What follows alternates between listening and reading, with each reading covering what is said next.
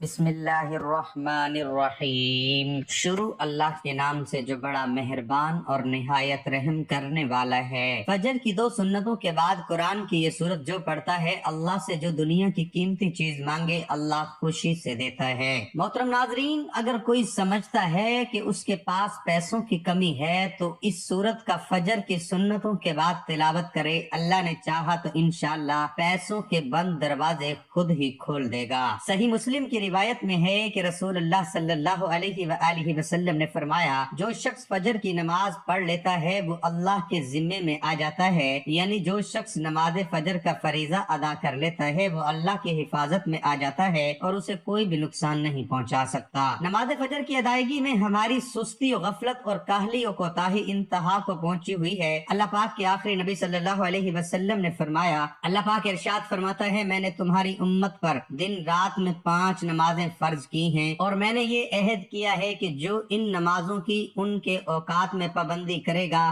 میں اس کو جنت میں داخل کروں گا، اور جو پابندی نہیں کرے گا اس کے لیے میرے پاس کوئی عہد نہیں۔ اللہ پاک قرآن کریم میں ارشاد فرماتا ہے، رب کو سراہتے ہوئے اس کی پاکی بولو، سورج چمکنے سے پہلے اور اس کے ڈوبنے سے پہلے نماز فجر پر 5 فرامین مصطفیٰ صلی اللہ علیہ وآلہ وسلم۔ ایک صحابی ابن صحابی حضرت عبداللہ بن عمر رضی اللہ عنہما سے روایت ہے، پیارے آقا صلی اللہ علیہ وآلہ وسلم نے ارشاد فرمایا، جو صبح کی نماز پڑھتا ہے وہ شام تک اللہ پاک کے ذمے میں ہے، تم اللہ پاک کا ذمہ نہ توڑو، جو اللہ پاک کا ذمہ توڑے گا اللہ پاک اسے اوندھا یعنی الٹا کر کے دوزخ میں ڈال دے گا۔ حضرت سلیمان فارسی رضی اللہ عنہ سے روایت ہے، اللہ پاک کے آخری نبی صلی اللہ علیہ وآلہ وسلم کا فرمان ہے، جو صبح کی نماز کو گیا ایمان کے جھنڈے کے ساتھ گیا، اور جو صبح بازار کو گیا ابلیس یعنی شیطان کے جھنڈے کے ساتھ گیا۔ حضرت عمارہ بن رویہ رضی اللہ عنہ فرماتے ہیں، میں نے نبی کریم صلی اللہ علیہ وآلہ وسلم کو فرماتے سنا، جس نے سورج کے طلوع و غروب ہونے سے پہلے نماز ادا کی یعنی فجر و عصر کی، وہ ہرگز جہنم میں داخل نہ ہوگا۔ حضرت ابو عبیدہ بن جراح رضی اللہ عنہ بیان کرتے ہیں، رسول اکرم صلی اللہ علیہ وآلہ وسلم نے ارشاد فرمایا، جمعہ کے دن پڑھی جانے والی نماز با جماعت سے افضل کوئی نماز نہیں ہے، میرا گمان یعنی خیال ہے تم میں سے جو اس میں شریک ہوگا اس کے گناہ معاف کر دیے جائیں گے۔ 5 حضرت انس رضی اللہ عنہ سے روایت ہے، سرکار مدینہ صلی اللہ علیہ وآلہ وسلم نے ارشاد فرمایا، جس نے 40 دن فجر و عشاء با جماعت پڑھی اس کو اللہ پاک 2 آزادیاں عطا فرمائے گا، ایک نار یعنی آگ سے، دوسری نفاق یعنی منافقت سے۔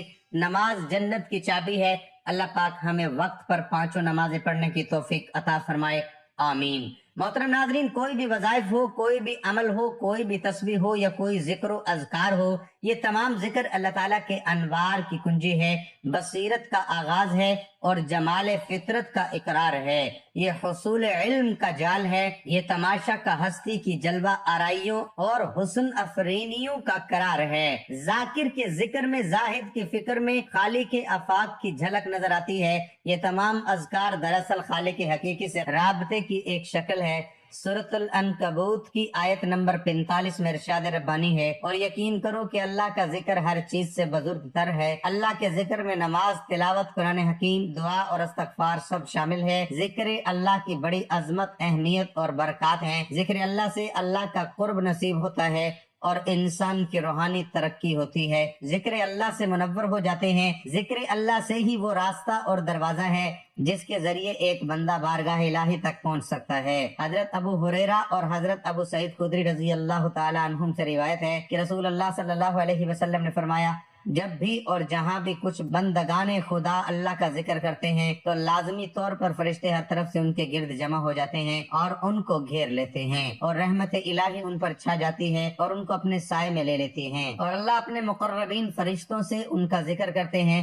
تو ناظرین، اللہ کے ذکر کو اپنے دل میں بڑھاتے ہوئے اور اس کی مدد کی چنگاری کو اپنے اندر روشن کرتے ہوئے آج آپ کی خدمت میں اس ذات پاک کے ذکر کے حوالے سے ایک ایسا وظیفہ پیش کیا جا رہا ہے جو 1000 سال سے چھپی غیبی مدد کی تسبیح کا وظیفہ ہے۔ جو شخص فجر کی سنتوں کے بعد اس کو پڑھ لیتا ہے، غیب سے اس کو دولت ہی دولت ملے گی، دولت کی بارش برسنا شروع ہو جائے گی، دولت کے حوالے سے اس کے جتنے بھی مسائل ہوں گے وہ فوراً حل ہو جائیں گے، اس کی مشکلات آسانی میں بدل جائے گی۔ اللہ ताला उसके लिए रिज्क के दरवाजे खोल देगा, उसके गैबी खजानों से मदद करेगा। आज का वजीफा कुरान पाक की एक सूरत पढ़कर करने का वजीफा है। कुरान की एक सूरत पढ़कर दुआ करो, हर मुसीबत दुख परेशानी सिर्फ एक सूरत से हल। वैसे तो दिन रात के बहुत से वज़ाइफ हैं, लेकिन आज आपकी खिदमत में ये वजीफा लेकर हाजिर हुआ हूँ। नमाज फजर की सुन्नतों के बाद एक सूरत का बहुत ही मुजर्रब और ताकतवर अमल है।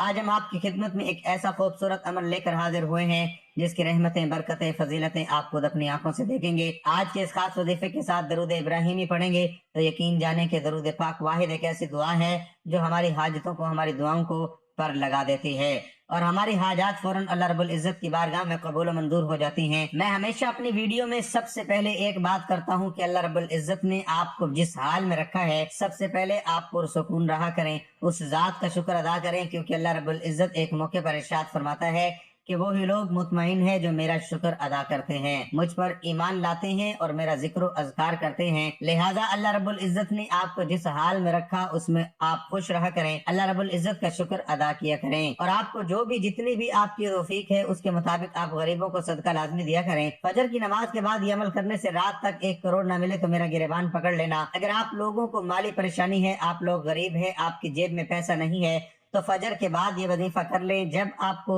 सही लगे आप वजीफा कर लें। आपको जो अमल बता रहा हूँ ये अमल कर लेना। बड़ी से बड़ी रकम चाहिए होगी, बड़ी से बड़ी रकम की आपको जरूरत होगी, अगले दिन आपको इंशाल्लाह वो रकम अल्लाह पाक ने चाहा तो जरूर मिल जाएगी। खास अमल है, बड़ा ही ताकतवर अमल है। जिस बहन भाई ने अपनी जिंदगी में ये अमल, ये वजीफा पढ़ लिया, आप लोगों को कभी जिंदगी में किसी के आगे हाथ फैलाने की जरूरत नहीं पड़ेगी। ये अमल मुकम्मल होते ही आप लोग ऐसे मौजज़ात देखेंगे, ऐसी आपको गैब से मदद होगी कि आप लोगों को जितनी बड़ी से बड़ी रकम आपको चाहिए होगी आप लोगों को जरूर मिलेगी।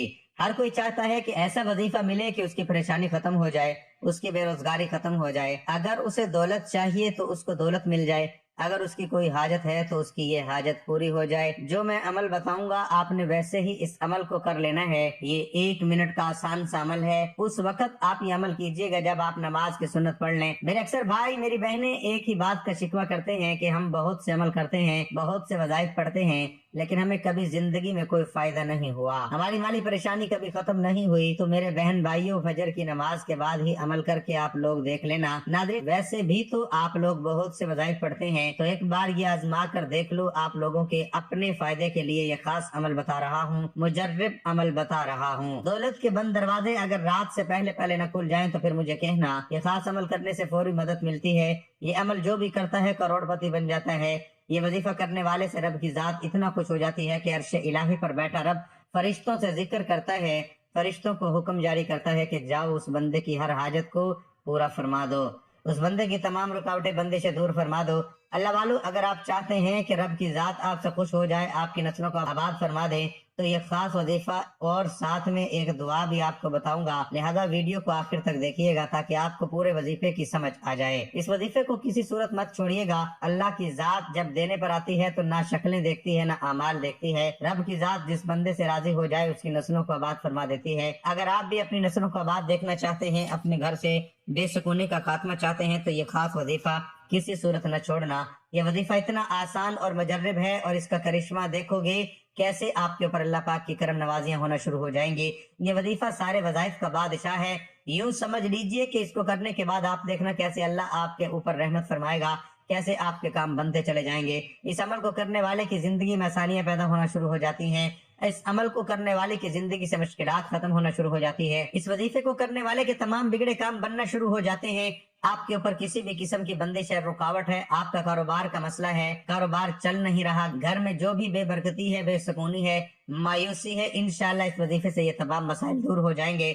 इस अमल को करने के बाद इंशाल्लाह आपके ऊपर से हर तरह की जो बंदिशें हैं, रुकावटें हैं, टूट जाएंगी। आपकी जिंदगी में खुशियां आ जाएंगी। जो भी आपके मकसद हैं, जो भी आपकी हाजतें हैं, वो पूरा होना शुरू हो जाएंगी। पहले जो भी काम करते थे वो सही नहीं होता, या आपके जहन में कोई मकसद है, आप किसी काम में लगे हो, उसमें आपको फायदा नहीं मिल रहा, तो इस अमल को करने के बाद इंशाल्लाह हर तरह की बंदिश या रुकावट, नजर और हसद जब दूर हो जाएगा और आपकी तमाम हाजतें पूरी हो जाएंगी, जो भी आपका मसला है इंशाल्लाह वो दूर हो जाएगा। और सिर्फ एक तस्बीह पढ़ें اور اس وظیفے کی برکت سے دولت آپ کے ہاتھوں میں ہوگی، آپ کے ہاتھوں میں پیسہ ہوگا انشاءاللہ، غیب سے آپ کے لیے دولت کا بندوبست ہو جائے گا۔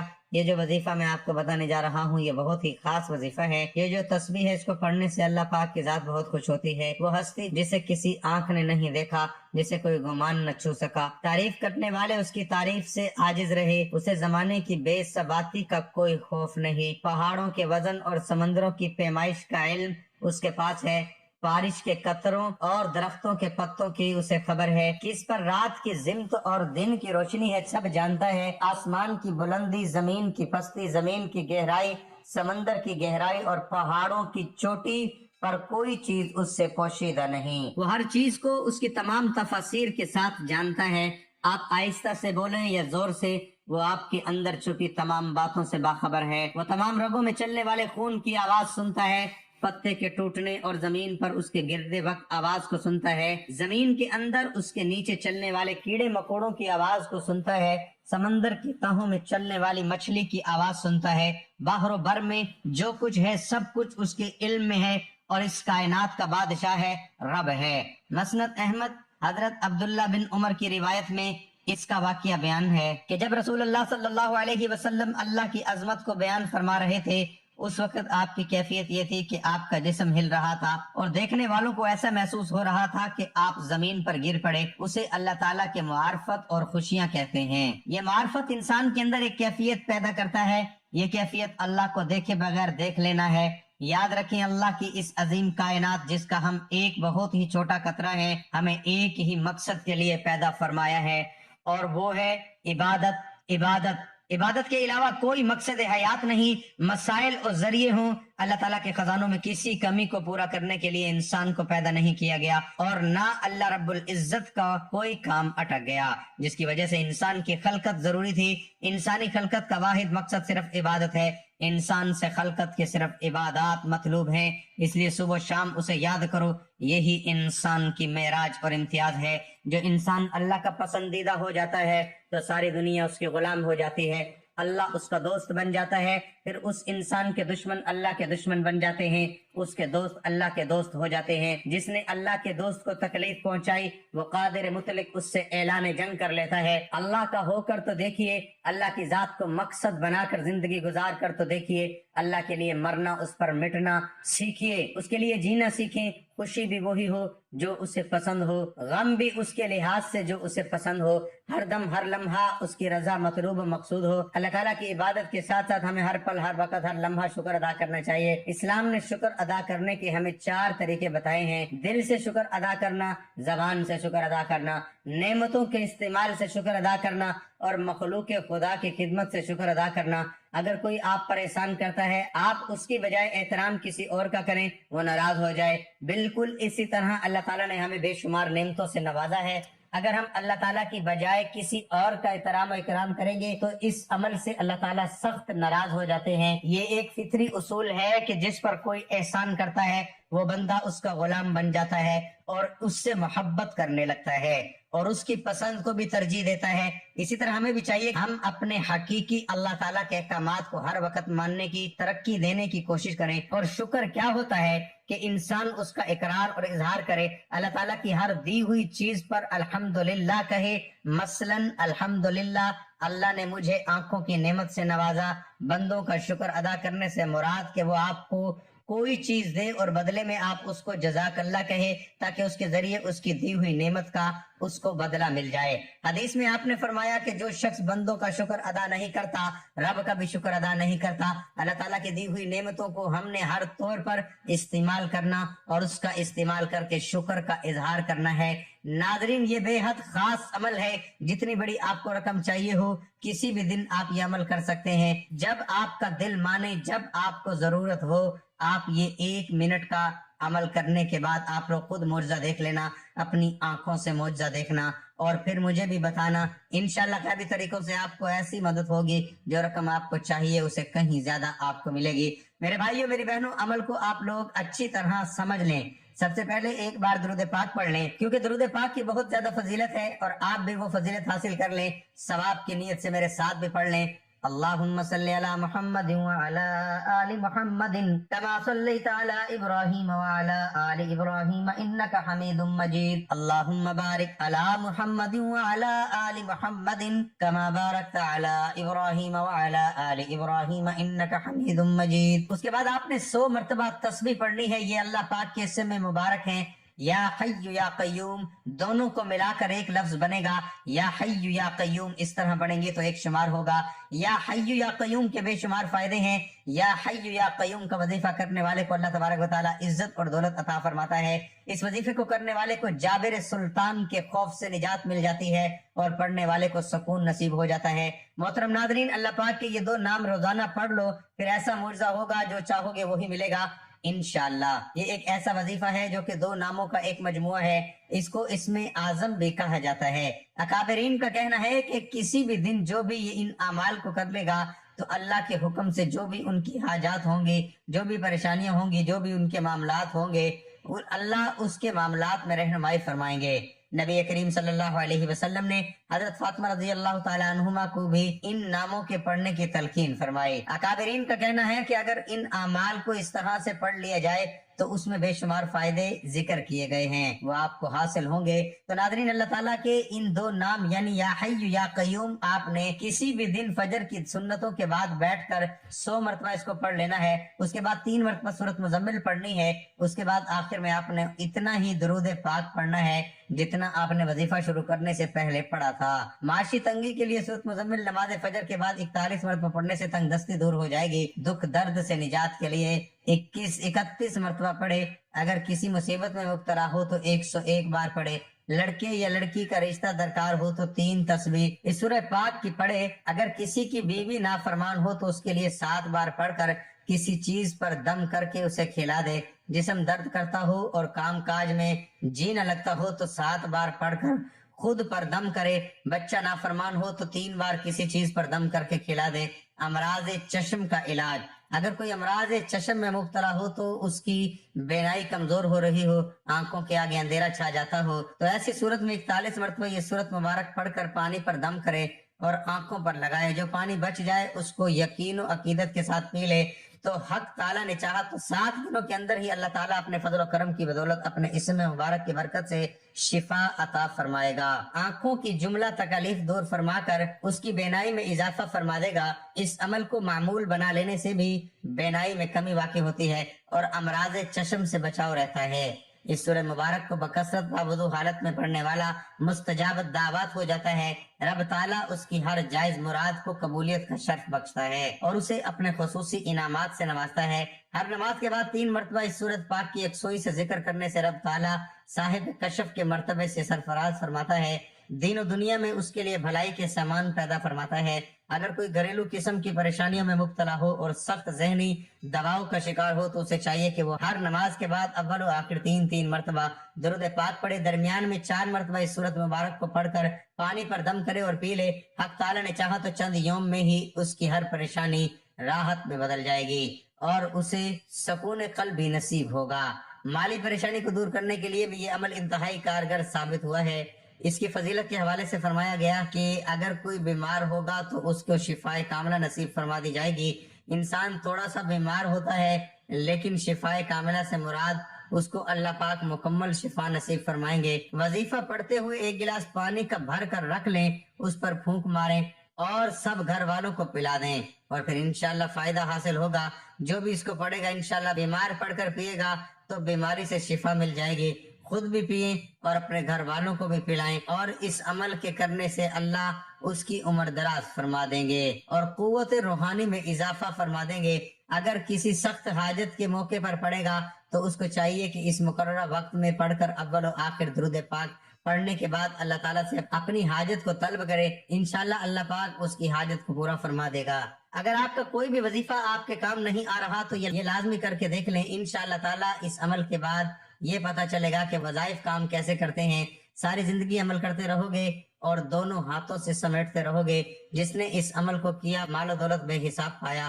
عمل لازمی کر کے دیکھیں، اس عمل کو کسی بھی دن فجر کی سنتوں کے بعد پڑھ سکتے ہیں۔ جو بھی آپ کی زندگی میں مشکلات چل رہی ہیں انشاءاللہ وہ دور ہو جائیں گی، آپ کی زندگی میں خوشیاں آ جائیں گی، آپ کی زندگی میں آسانیاں آ جائیں گی۔ اے اللہ ہماری پریشانیوں کو دور کر دے۔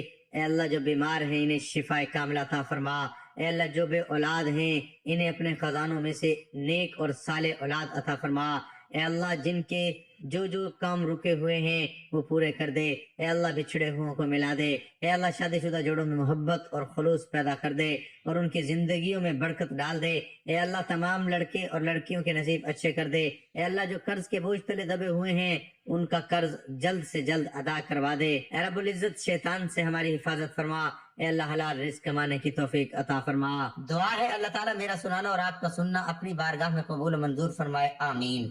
ناظرین گزارش ہے کہ اللہ تعالیٰ کے 99 ناموں میں سے کوئی ایک نام لکھ کر ضرور شیئر کریں۔ اللہ ہم سب کا حامی و ناصر ہو۔